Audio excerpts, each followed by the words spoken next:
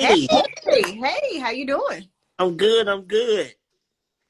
It's finally nice to speak with you live. I know, right? Absolutely. How's your day going so far?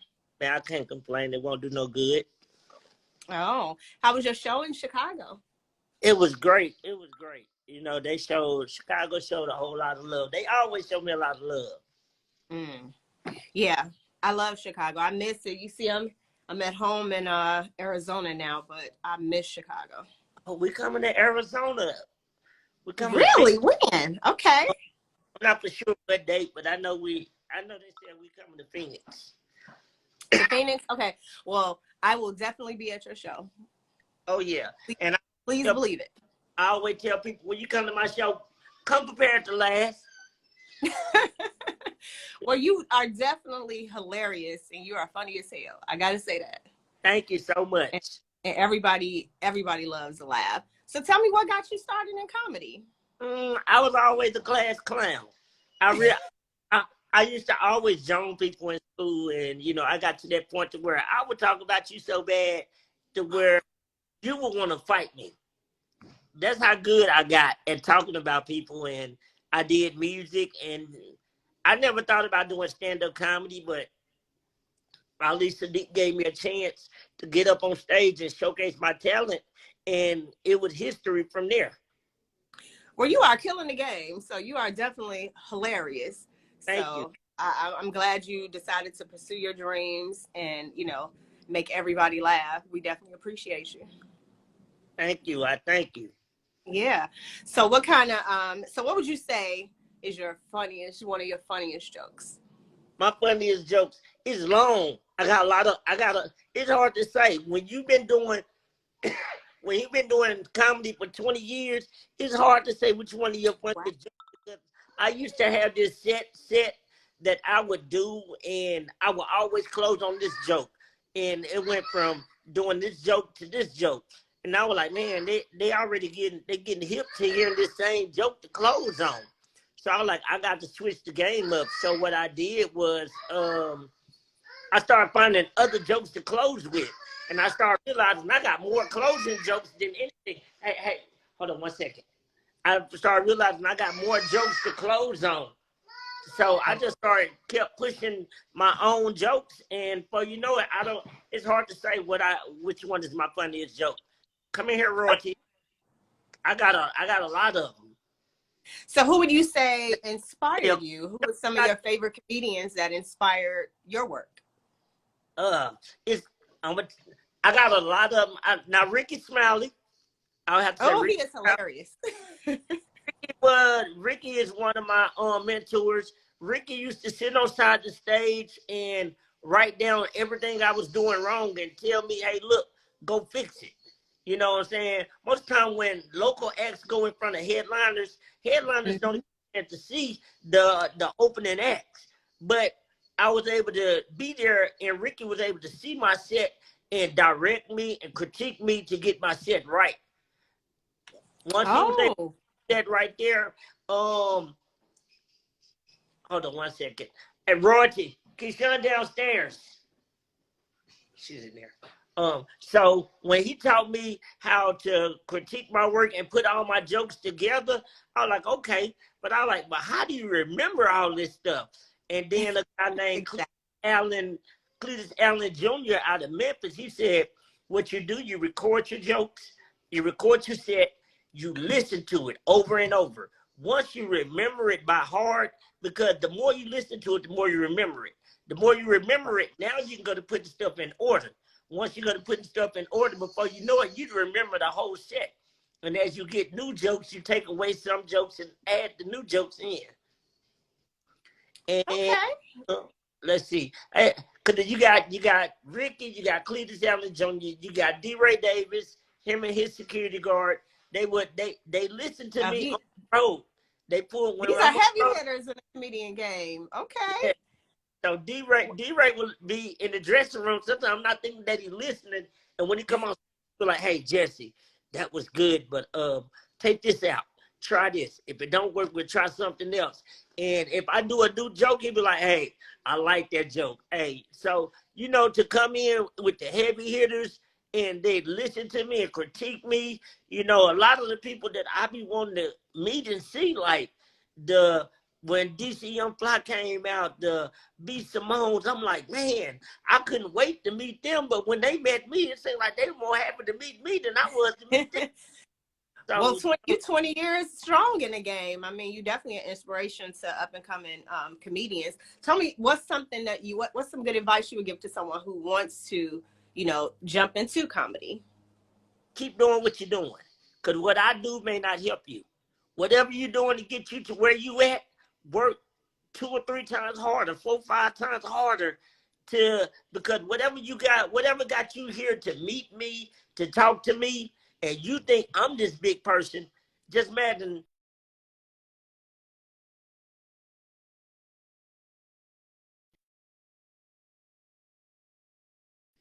her dang phone froze up. Oh, I thought your phone froze. Thought I was on Boost Mobile, didn't you?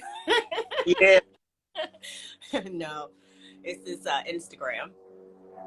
Yeah, so I just tell people, whatever you're doing now, continue to doing what you're doing and find other ways to critique what you're doing to make it stronger. And you Absolutely will be there because, like I say, what you do for you to get there, it may not help me. And what I do may not help you. So, hey, it's there. So tell me, is there any topics that you wouldn't advise anyone to speak on in comedy? Maybe politics or religion, anything you wouldn't speak on or advise not to speak on? No, because everybody is different. I may not be able to speak on politics because I may not know the route. Or some people may say some gay jokes. You know what I'm saying? You got to know how to say them if you're going to say them to where you don't offend people. You know, because I used to always tell people, you know, I'll never, you know what I'm saying, I'll never be gay or I never do this and I never do that until I actually got put in the position to where I was over a girl's house and her boyfriend came in or whatever. You know, I was saying, hey, look, I'm from Little Rock, Mariana. Yeah, so, hey, in school, I was the fighter. I hit first. And he said, I'm going to knock everybody out in the house. And he came in the house. I said, you still need your hair done, girl? I know that's right. He say, lucky I don't like handicap. I said, thank you. Wow, that is hilarious. Yeah, well, luckily that worked out for you. Every subject has a moment to where you can talk and you can laugh about. It's nothing that I tell people you shouldn't be able not to talk about because every subject that you talk about, somebody is going through something in that lane. But if you find humor in it to make a person laugh and get out of that sensitive part out of it, then it makes them feel better. I'm good at touching on people with disabilities. You know, at first it was a sensitive subject. Nobody could talk about the disabled kid. But I am the disabled person, so I can talk about myself. Now it don't hurt you to laugh. Yeah, and it has hindered you none. Obviously, you have a great, prosperous career. So tell me something funny. What's some of the funniest moments that have happened to you on the road? Oh, wow. Some of the funniest moments that happened to me on the road. Moment. Yeah, something on the road. It's a lot. To where one time I went in the bathroom, and you know when you got on light color pants, you know what I'm saying, and when you lean up against the sink, most of the time when people rinse their hands, they wash their hands and the whole sink be wet. And I leaned against the front of the sink, and then I got on stage, and it looked like I done peed on myself. Oh no! But, you know, I think it'd be funny sometimes when I fall or whatever. I know how to catch myself, but the people on the front row don't know how to catch a handicapped person. You probably scare them. Like, how do I help him? Oh, so you falling off the stage? Oh my God! I fell off the stage with Yin Yang twins. We were performing. We were doing ours. We was having a good time. We performing, And before you know it, I fell off the stage, but I kept rapping. Nobody knew where I was at. No. I crawled up under the stage to the back of the stage with the microphone, still rapping. It came back up on stage. People like, where did you go? No. Oh my God, that is hilarious. And well, I'm glad you're okay. Oh yeah.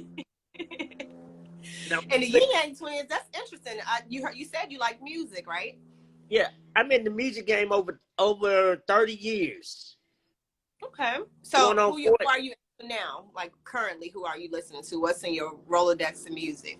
My fiance got me on Lil Baby. She got me on Lil Baby. Oh, okay. She got good taste. Yeah, Lil Baby.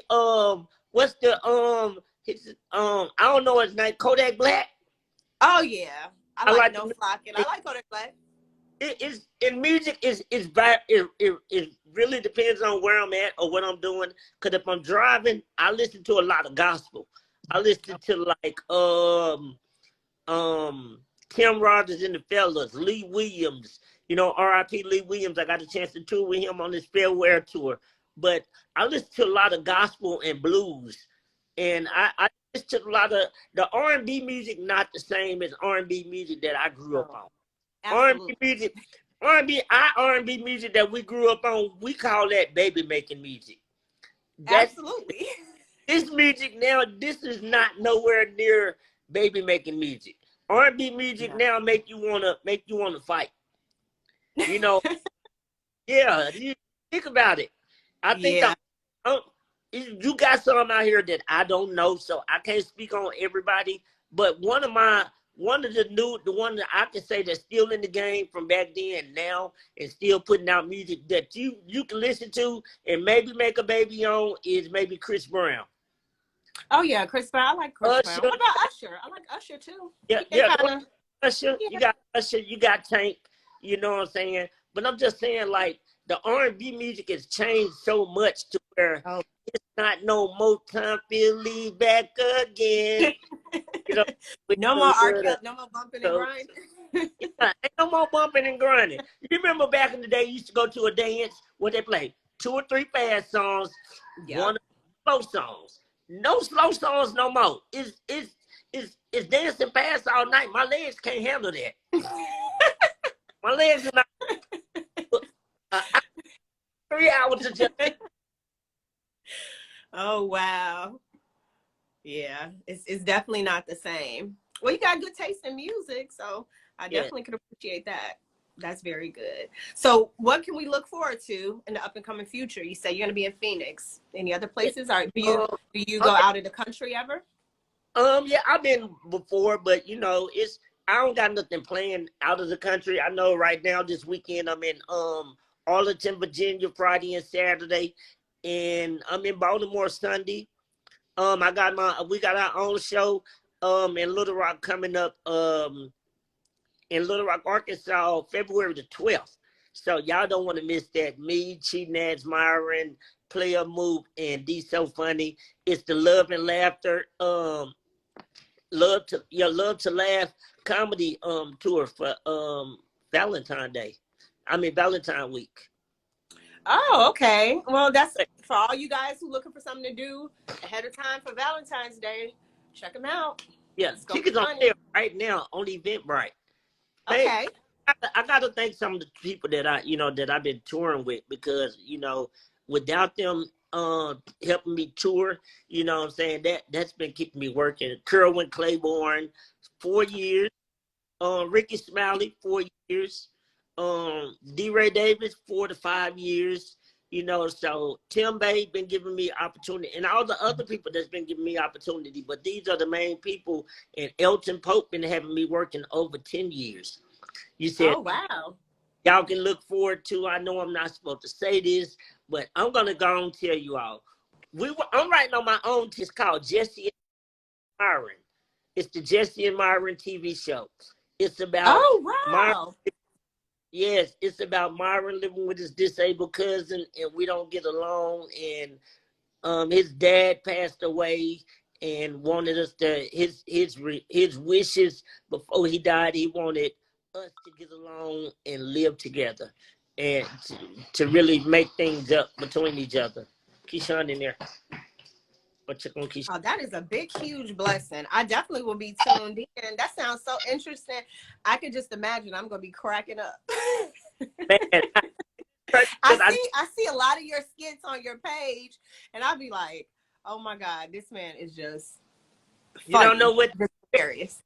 You did one the last one you posted, I think it was the cousin that came to the unemployment office and you wouldn't let him in. Oh yeah. That was funny. He was like, you ain't getting in here. Cousin, you're not coming in. So yeah, so I can just imagine this is gonna be a hit. It is definitely gonna be entertaining and funny.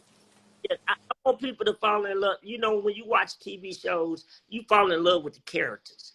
And a lot of times you fall in love with the characters. Hold up 1 second.